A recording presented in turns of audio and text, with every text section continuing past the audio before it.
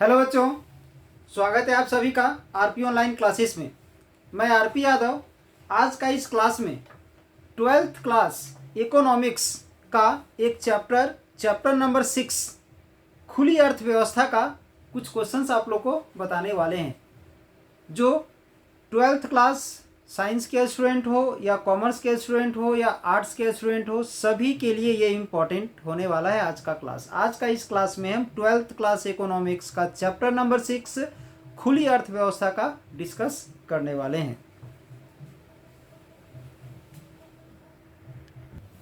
Chapter 6 है खुली अर्थव्यवस्था।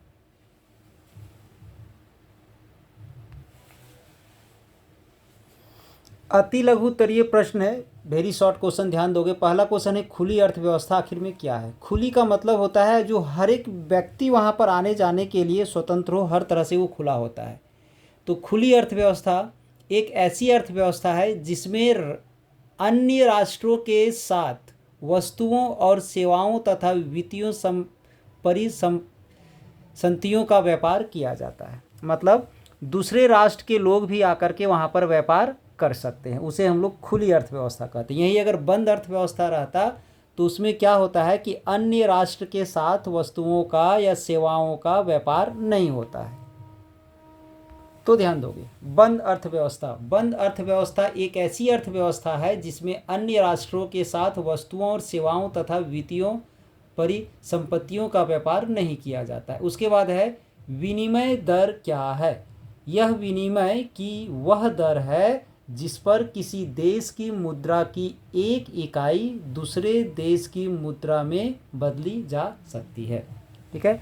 नेक्स्ट है स्वर्णमान क्या है। स्वर्णमान में सभी देशों की मुद्रा सोने के रूप में परिभाषित की जाती है। लगभग 1870 से 1914 प्रथम विश्व युद्ध के आरंभ होने तक स्वर्णमान प्रचलित था। इसके बाद है विश्व बैंक की स्थापना कब हुई। तो 1944 ईस्वी में ब्रिटेन वुड्स सम्मेलन में। इसके बाद है अंतर्राष्ट्रीय मुद्रा कोष की स्थापना कब हुई। तो 1944 में ब्रिटेन वुड्स सम्मेलन में। और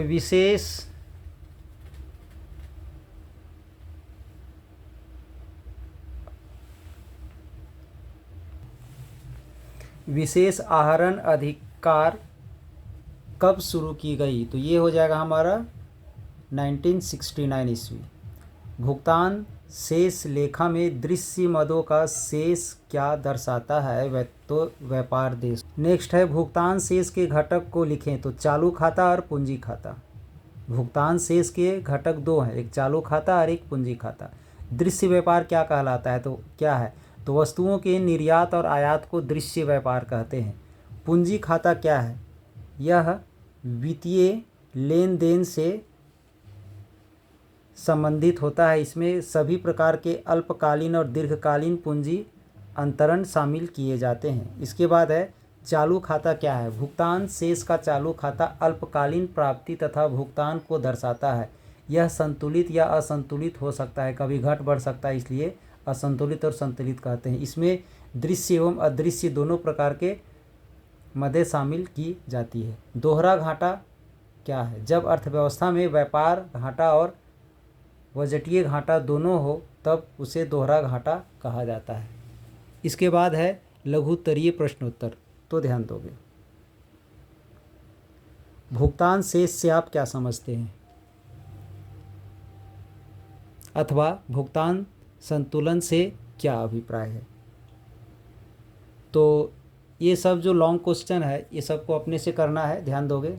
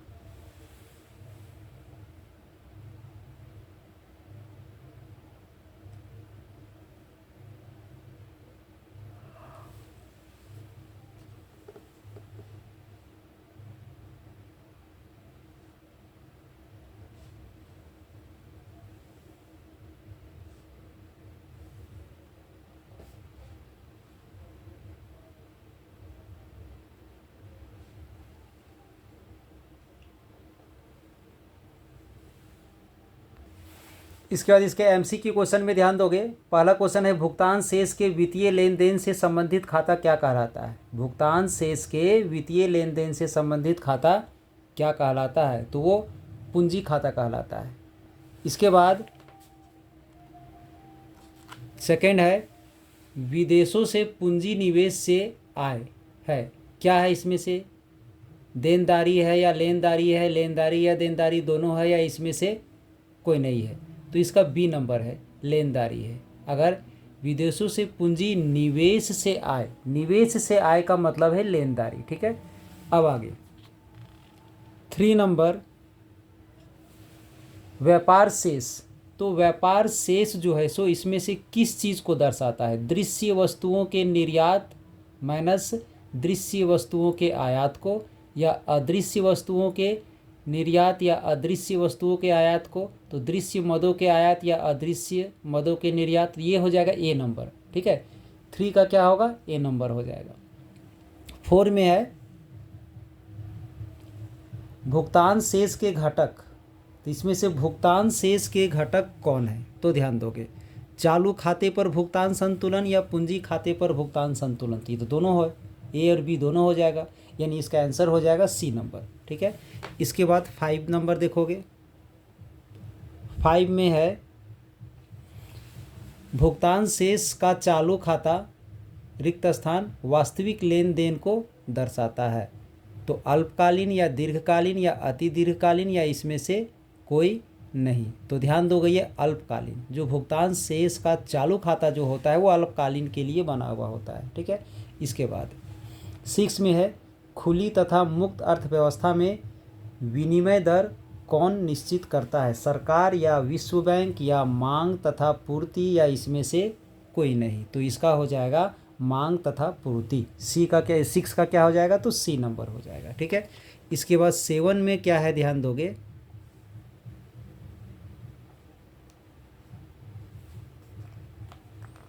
7 में है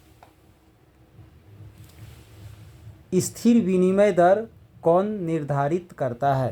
तो स्थिर विनिमय दर जो है सो वो निर्धारित करता है हमारा मौद्रिक अधिकारी, यानी बी नंबर। 7 का क्या हो जाएगा, तो बी नंबर हो जाएगा। इसके बाद 8 में ध्यान दोगे विदेशी विनिमय दर में परिवर्तन क्यों आता है। तो फर्स्ट है क्रय शक्ति में परिवर्तन के कारण, या विदेशी विनिमय की मांग में परिवर्तन से, या विदेशी विनिमय की पूर्ति में परिवर्तन से। तो 8 का हो जाएगा इसमें से किसी से भी, यानी सभी हो जाएगा, यानी डी नंबर।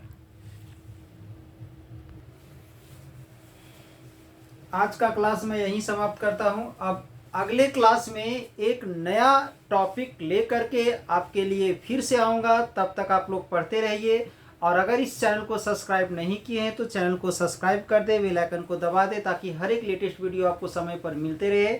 और इस वीडियो को अपने दोस्तों को ज़्यादा से ज़्यादा शेयर करें, ताकि वो भी इसका लाभ उठा सके, ठीक है। अगर आप साइंस के स्टूडेंट हैं तो कॉमर्स आर्ट्स वाले को भी शेयर कर दें, आर्ट्स के हैं तो साइंस कॉमर्स को शेयर कर दें, और अगर आप कॉमर्स के हैं तो साइंस और आर्ट्स वाले को शेयर कर दें, ताकि ज़्यादा से ज़्यादा ये शेयर हो, और ताकि हम और आने वाले समय में इससे और बेहतर और ज़्यादा वीडियोज़ आपके लिए तैयार कर सकें। चलिए, आप लोग को इस चैनल से जुड़ने के लिए धन्यवाद। अब नए टॉपिक के साथ हम अगले क्लास में फिर से प्रेजेंट होंगे।